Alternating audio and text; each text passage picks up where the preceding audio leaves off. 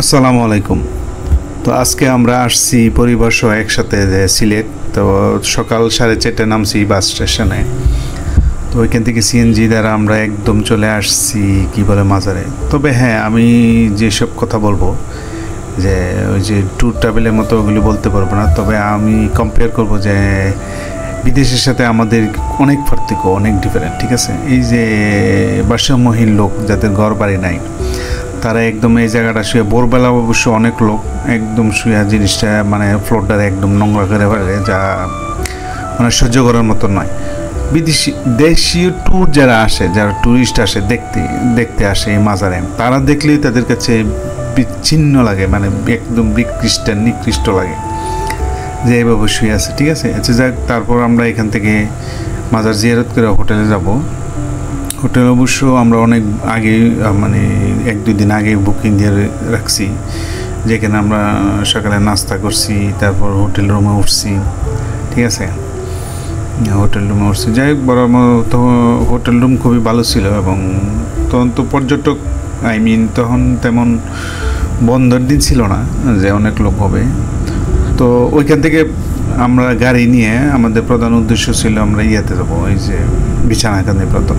তো এই যে ডাইনে বামে পাথর দেখা যাইতেছে, মানে পাথর তোলা নাই যে হাজার হাজার শয়ে ট্রাক পাথর তোলা এখনো বন্ধ হয় নাই। ঠিক আছে, তো যেটা দেশে বিদেশে আমরা মানে বিদেশে বাহিরে আমরা দেখতে পারি নাই, কিন্তু এখানে দেখতেছি আর কি। ঠিক আছে, মানে পাথর তোলা বন্ধ হয় নাই, মানে বিছানাকান্দি যত পাথর আছে মনে হয় সব একদম তুলে বলতেছে। এই যে ডাইনে বামে বড় বড় পাথরগুলো এখানে আইনা বাইঙ্গা তারা বিক্রি করতেছে। মানে এগুলি যদি আমরা দেখি খুবই খুবই খারাপ লাগে। আমাদের দেশ যে কী হবে একমাত্র আল্লাহ জানে। এগুলি কোনো প্রোটেকশন না, ওকে ইউজ এগুলিকে মানে কোনো কিছু দ্বারা বাধাও দেয় না, কোনো প্রশাসন আছে কি না তাও জানি না। আচ্ছা যাক, আমরা তাই প্রায় বিছানাকান্দির কাছাকাছি চলে আসছি। তবে ড্রাইভার সাহেব বললো যে এখানে আমাদের গাড়ি রেখে তাকে নৌকা দিয়ে যেতে হবে। ঠিক আছে, ওই যে বিছানাকান্দি একদম ঝর্ণায়। ঠিক আছে, তবে এই যে আবর্জনা, রাস্তার পাশে আবর্জনা বরাবরই, এই যে পাথর তুলতেছে মানুষ, পাথর তুলে একদম শেষ করেছে। তো এইসব নৌকা দিয়ে আমাদের যাওয়া আসার ট্রিপ পড়ছে প্রায় 800 টাকা। ওই একদম দূরে পাহাড়ের কাছে নিয়ে যাইব, তারপর এখানে গোসল টোসল করে আবার নিয়ে আসবো তারা। ঠিক আছে, তো বরাবরই পরিবেশ খুবই খারাপ, মানুষ প্লাস্টিক ফেলায়, যেটার আমি একদম অপছন্দ করি, যেটা সবসময় আমি অপোজ করি, এই যে একদম নোংরা ফেলায়। ঠিক আছে, রাবিশ বক্স বলতে নাই, পরিবেশ অফিসার বলতে কেউ নাই, এখানে দেখার কেউ নাই। তো যাই হোক, আমরা নৌকাতে উঠছি। তো হয়তো 10-12 মিনিট এরকমই লাগে বা 15 মিনিট ওই জায়গায় নিয়ে যায় ওই পারে। ওই পানি নেওয়ার পর হ্যাঁ আমাদের হাঁটতে হয় কিছু, তবে পানি খুবই ভালো। যাই হোক, অনেক কষ্টের মধ্যে অনেক সুখ লাগে যে এইসব জিনিস দেখতে, প্রাকৃতিক জিনিস। যতই হোক, দেশ তো আমাদের, অবশ্যই আমাদের দেশকে ভালোবাসতে হবে। যত বদনামি করি আমরা দেশকে আমরা ভালোবাসি, এটাই একমাত্র কথা বলো, অন্য কোনো দ্বিতীয় কোনো কথা বলোই। আচ্ছা যাই হোক, তবে আমি বলবো যেসব ট্যুরিস্ট বা যারা টাকা পয়সা বেশি নেয় অনেক, ঠিক আছে, নৌকাতে ঘোরাতে বিভিন্ন চার্জ নেয়, এগুলি অবশ্য প্রশাসনের দেখা উচিত যাতে তারা টাকা বেশি না নিতে পারে। ঠিক আছে, তো নৌকাতে নামার পরে কিছুক্ষণ হাঁটতে হয় 10-12 মিনিট, তারপর একদম মানে ঘেঁষে যেই সীমানা ঘেঁষে যেই পাহাড় থেকে পানি নামে, ওই পানি একদম ক্রিস্টাল ক্লিয়ার পানি।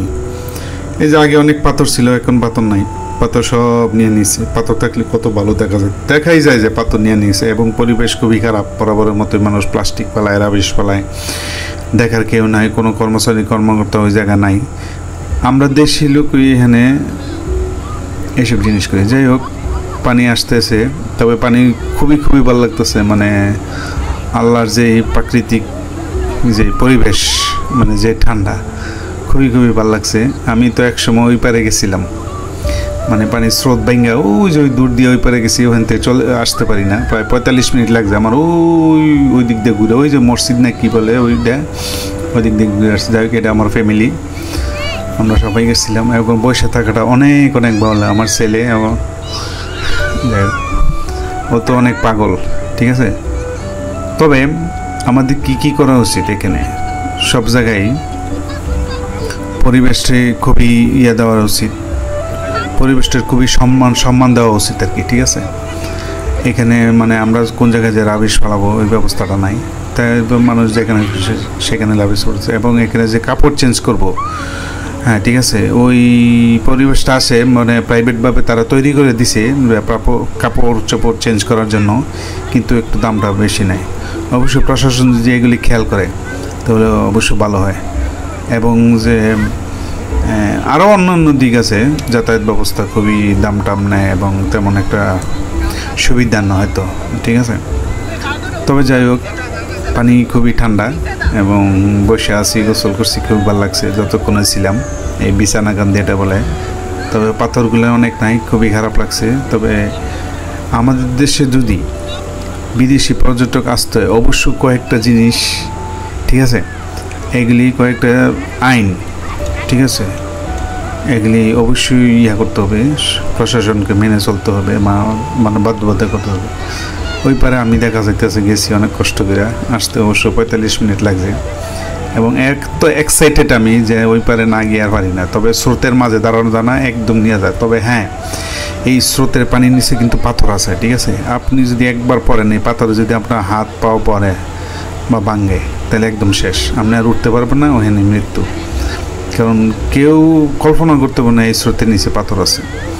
এবং ওইটা না, শুধু আমি এই পারে আসছি, এই যে বৈশা ডাইন দিক দিয়ে আসছি, অনেক কষ্ট হয়েছে। যাই হোক, আমার ওয়াইফ আমার ছবি তুলছে অনেক দূরে থেকে, এই পার থেকে তুলছে।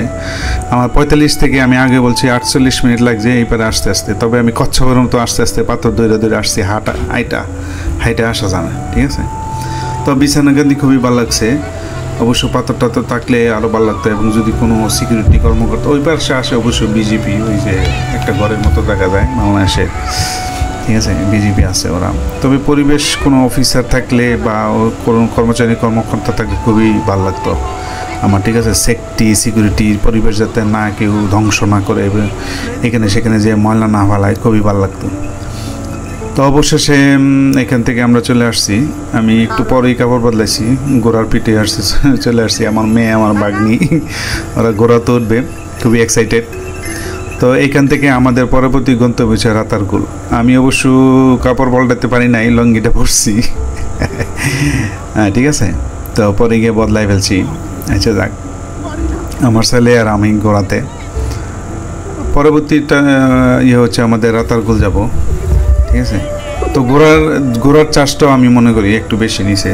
তো এইখানে যেই ঘোড়ার চাষটা অবশ্যই এটা সরকারিভাবে বা ওখানে যে প্রশাসন আছে এটা অবশ্যই বলে দেওয়া উচিত, কোনো ক্ষেত্রে যাতে মানে কোনো পর্যটকরা যারা শোষণ না করে, ঠিক আছে। এবং কি সেফটি, একটা জিনিসের সেফটি কি, সুরক্ষা কি, সিকিউরিটি কি, এগুলি সব কিছু বলা উচিত ছিল, ঠিক আছে। এবং পদে পদে যদি প্রশাসন এগুলি পাস বাই করে নিচে দেয়, নিচে জনগণের সাথে যারা সার্ভিস দেয় তাদের কানে দিয়ে দেয় বা তাদেরকে বুঝাইয়া দেয়, তাহলে এইসব সার্ভিসগুলো অবশ্যই আমরা পাবো, যে কোন জায়গায় কী করতে হবে, কোন জায়গায় ময়লা না করতে। আমি বরাবরই এই ক্ষেত্রে ময়লার বিরুদ্ধে। যাই হোক, অবশেষে অনেক ঘন্টা পর, 1-1.5 ঘন্টা পর আমরা রাতারগুল আসছি। তবে রাতারগুল হয়তো এখন সিজন না, বর্ষাকালে সিজন। আমরা একটু বর্ষাকালে পরেই গেছি, তখন গেলে হয়তো পানিটা আরও বেশি পাইতাম। তো এইখানে অবশ্য 420 টাকার মতো নিচ্ছে পার পার্সন, হয়তো 50 টাকা, 60 টাকা, 40 টাকা। তবে সার্ভিসটাতে, তবে নৌকা ভাড়াটা এখানে অনেক বেশি।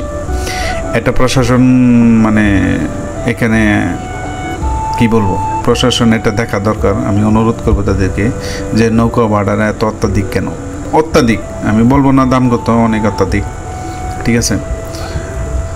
তারপর অবশেষে নৌকা ভাড়া নিলাম, নিয়ে আমরা যাচ্ছি রাতারগুল। তবে রাতারগুলি কি, আমরা যদি দেখি চায়না বা সিঙ্গাপুর বা মালয়েশিয়ার মতো যে বিভিন্ন ফ্যাসিলিটি তারা তৈরি করে উঠতেছে জঙ্গলের ভিতর, ঠিক আছে, তাহলে ঠিক আছে যে ওইখানে গিয়ে আমরা 1 কাপ চা খেতে পারছি, ওইখানে গিয়ে বসার স্থান আছে, নিচে না, একদম উপরে 5 তলা 6 তলার উপরে এরকম, তাহলে ঠিক আছে। শুধু জঙ্গল আর জঙ্গল, ওই জঙ্গলের ভিতরে পানি সবসময় থাকে এবং ঠিক আছে, তার ওইটা থেকে গাছগাছালি দেখা, এই আর কি, আর কিছু না। ওইখানে কোনো বসার জায়গা নাই ভাইয়া। তবে এখানে বরাবর আমি একই অবস্থা দেখছি।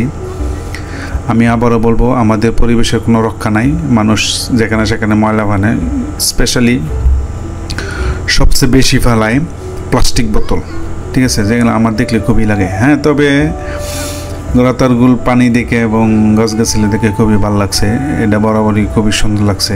তবে যেহেতু এখন বর্ষাকালটা পানি কমে গেছে, একটু তেমন সুন্দর দেখা যায় না, তবে ভালো লাগছে। খারাপ হোক ভালো হোক, নিজের দেশ দেখতে ভালো লাগে এবং বিভিন্ন জায়গায় ঘুরতেও ভালো লাগে, শুধু আবার না, পৃথিবীর সবারই, ঠিক আছে। তবে যদি সরকার চায় বিদেশের মতো যে বিভিন্ন জায়গায় তারা যদি কি বলে উন্নত করতে চায়, তারা পারে, কিন্তু এগুলি প্রশাসনের আগে আসতে হবে। যেহেতু আগেই বলছি নৌকা ভাড়াটা খুবই নেয় এবং প্রচণ্ড রোদ ছিল ওই সময় দুপুরবেলা। এই যে ওয়াচ টাওয়ার, তবে ওয়াচ টাওয়ারে যাওয়ার কোনো মানে কাউকেই দেখি না যাইতে, ওইরকম ফেসিলিটি নাই। আমি আগে বলছি, এই ওয়াচটার উপরে যদি একটা রেস্টুরেন্ট থাকতো বা বড় করে একটা রেস্টুরেন্ট, মানুষ এখানে আইসা রেস্ট নিলে, এনজয় করলে, পুরো ভিউটা, চা কফি খাইলে বা লাঞ্চ খাইতে হলে, ড্রিঙ্কস করলে, হ্যাঁ, তাহলে এলে ভালো হতো। ওইসব ফেসিলিটি নাই। এতে করে কী হইল, মানে প্রচুর জবের সৃষ্টি হইল, যেগুলি এগুলি করতো, টাকা নিত, কিন্তু মানুষের যাতে জব ক্রিয়েট হয়, ঠিক আছে। বাংলাদেশের যতগুলো পর্যটন কেন্দ্র আছে, ওটা যদি ফেসিলিটি ঠিক মতো দেয়, সিকিউরিটি ঠিক মতো দেয়, বিভিন্ন জায়গায় যদি রাবিশ এগুলো পাওয়ার ঠিক মতো এরা পরিষ্কার করে, যাতায়াত ব্যবস্থা ঠিক মতো করার করে, তাহলে প্রচুর জব ক্রিয়েট হবে এবং প্রচুর পর্যটন এখানে আসবে, ঠিক আছে। তবে রাতারগুল খুবই ভালো লাগছে। তবে সাপ টাপ কোনো গুই সাপ কোনো কিছু দেখি নাই। মানুষ আসছে, অনেক মানুষই আসছে এবং ছুটির দিন তো, আজকে হয়তো বা শনিবার, হ্যাঁ, সবাই দেখছে। তো আমরা ফিরে চলে আসছি, অনেকক্ষণই ঘুরছি, প্রায় 1 ঘন্টার মতো, 1 ঘন্টার উপরে ঘুরছি নৌকাদা। তবে শুধু নৌকাদা যাওয়াই যায়, ঠিক আছে। তবে পানি ঘোলা এবং দিনটাও ভালো ছিল। এবং মেন পথের থেকে বলতে হয় যে মেন পথের থেকে প্রায় 1 ঘন্টা লাগে রাতারগুলো আসছে, ঠিক আছে। আঁকা বাঁকা পথ, রাস্তাতে মোটামুটি ভালো ছিল সেজন্য। তবে এটা হচ্ছে আমার সিলেটের পার্ট 1 ভিডিও। হ্যাঁ, আমি এরপরে অবশ্য পার্ট 2 ভিডিও তৈরি করব। তবে যে হারে বাংলাদেশে পর্যটক বাড়তেছে, সরকারকে অবশ্যই আসতে হবে, আগে আসতে হবে ফেসিলিটির দিক দিয়ে। 2টা জিনিস, ফেসিলিটি, সেফটি, সিকিউরিটি, 3টা জিনিস অবশ্যই সরকারকে আগে আসতে হবে, এখানে না, পৃথিবীর সব জায়গায়। তো ধন্যবাদ। আমি আশা করি নেক্সট ভিডিওতে আমি কিছু বলতে পারবো।